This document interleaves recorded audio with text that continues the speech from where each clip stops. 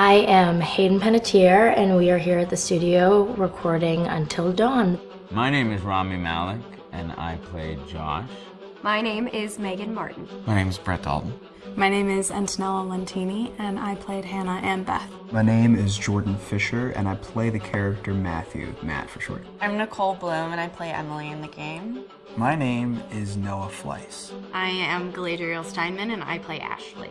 So Until Dawn is the story of 8 teenagers who revisit this cabin in the woods about a year later after a really traumatic experience where I've lost 2 of my sisters, so coming to kind of get some closure in that respect.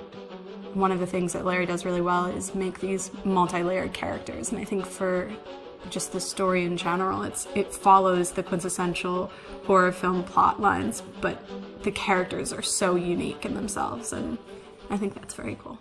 Oh, I hope this was the right thing to do. What? You know, getting everyone together on the anniversary. I mean, Josh seemed really pumped about us all doing something, didn't he? Yeah, no, he definitely did. I haven't seen him so excited about something in forever. Good, good. Sam and I have a few things in common, such as being huge lovers of animals, and she's a huge animal lover. She's vegan. She is a pacifist. I'm not quite sure if I'm gonna go as far as saying that I'm a pacifist, but she's spunky and cool. I know that she, I think, is made fun of a little bit by the rest of them who think that her morals and her beliefs in that area are a little ridiculous and they don't agree with them, but she doesn't care. It doesn't stop her from being herself, and that's something that I hope I have in common with her. You know, he definitely can be depressed at some times and a bit of a loner, but he takes some solace in one of his sister's friends, Sam, played by Hayden Panettiere, and invites everybody back to the same house the next year to kind of find some closure. Jessica she has a whole lot of personality. She is definitely the sort of mean girl character that, you know, at school she knows she's pretty, she knows that boys like her, and she's gonna use it to her advantage. He's got a big heart, and you can tell that that's very evident, especially how he treats his girlfriend, Emily, and you know, he's kind of a meathead, but in the best way possible. She really knows what she wants, and she manages to get that from whomever it is, whether it be Matt or Mike. You know, she's really driven, and I can definitely relate to that. My character is Chris, and he is what society might consider the nerd of the group, and he kind of embraces it. Ashley she's a little more serious than some of the other girls. She's definitely very intelligent and thoughtful. She kind of looks at the whole big picture of things. She's not quite as geeky as Chris, but they connect in a lot of ways. Mike is like big guy on campus. He's the class president who has some charm and has a brain, and I don't know, people seem to like Mike. He gets away with a lot though. He can be kind of jerky. The fact that he really just kind of wants everyone to be happy, and he wants he's a people pleaser, and I can definitely attest to being, you know, that guy. I'm always the friend that wants everybody to be happy and wants everybody to be taken care of, and that's definitely Matt. But also, like, this character is just so fun. I rarely get to play the bitch, and so it was really fun to do that. The spirit of things? Seriously, what's wrong with you? I'm just trying to lighten the mood, Em. Don't be like that. Like what?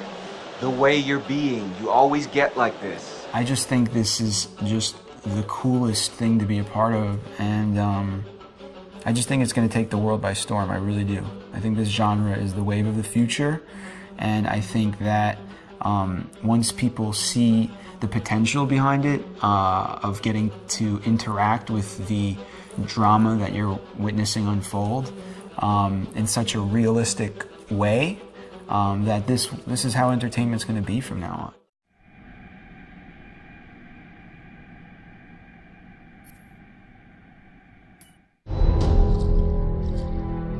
Hi, this is Lee Robinson, production designer on Until Dawn.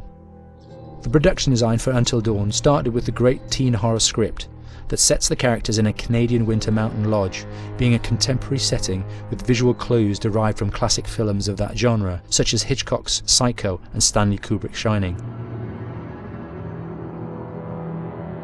The storyboards are vital to the production design as it allows the designer to understand the scale of the environments to be made and the detail that would be seen to create the atmosphere of a horror. This took us into concepts that took these storyboards further, visualizing the world through the color palette, the lighting, tone and the mood, and developing key locations such as the lodge, the cable car stations, the forests themselves, the wilderness. As you can see, the environments and atmospheres change quite a bit from warm and inviting to cold and threatening.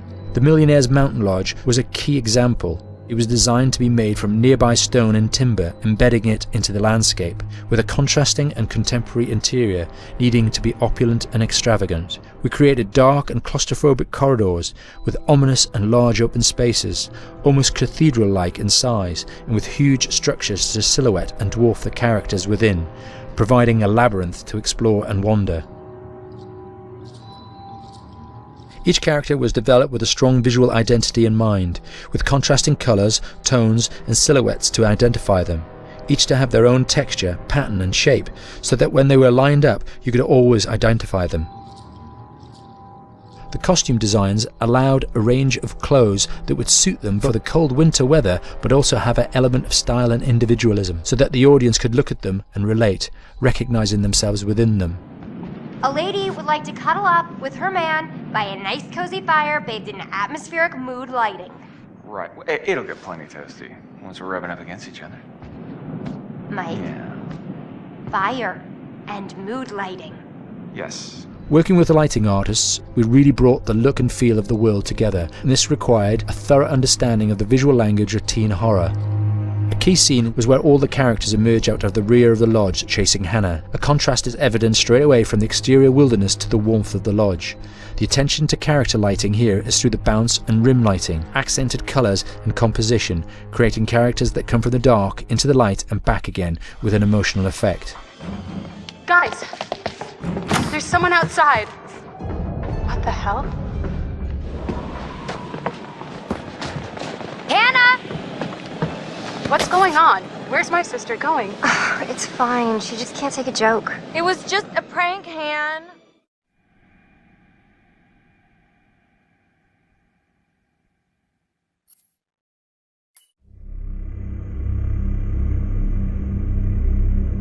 Until Dawn is a game that's full of horror, and one of the things we decided to do early on was to take a scientific approach to how scary it was. So we did experiments on people and we measured their responses to the game. We've created a test area. It's as close to a home setup as we can get it. We've recruited ordinary people to play the game and we've left them to play it on their own. You're turning the light off.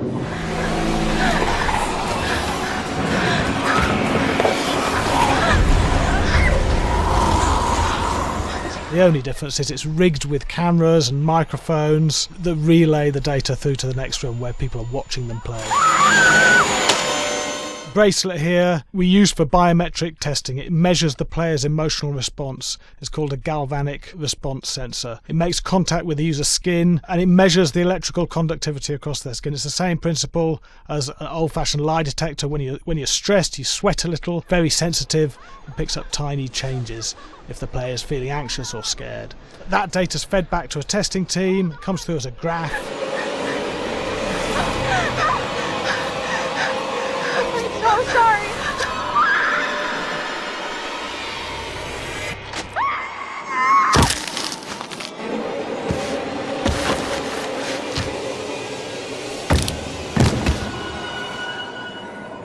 There's no point testing one or two people, you have to test a lot of people. And what's your step? When we have a scare that's consistently has a measurable emotional response, then we knew it was good. If it didn't have that, it goes back to the team for improvement. The data doesn't tell us what's wrong with the scare, it only tells us if it's working or not. Wait, okay, so you hear that too, right? Josh. Here we have a chapter relatively early in the game. Weirdly regular. Nothing regular about it. We have to create tension and anxiety in the player so they are ready to receive the scare.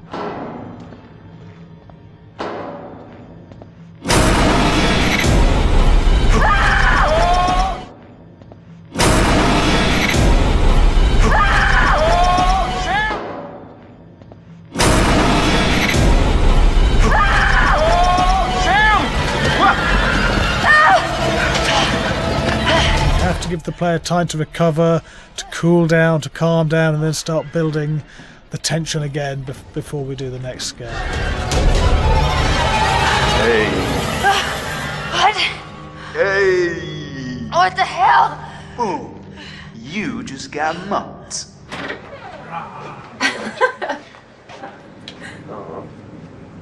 Yeah, I have such an adrenaline high from that game. There's two things we found. One is we could look at the scares, analyse if our expected scares were working effectively. Were people shrieking and covering their hands, or were they getting an emotional response from it? And being scientific about it means that we strip out people's opinions about whether things are working or not. We've got data, and we look at the data. If it's working, we're happy with it. Really scary. Bit scared and wanting to get away. I actually maybe a bit scared to play it on my own, but in a room with the lights on, yeah, with some other people as well, yeah, maybe. But because I'm a scaredy cat, I would play with someone in the room. And the lights on. It was one of the scariest games I've played in a long while.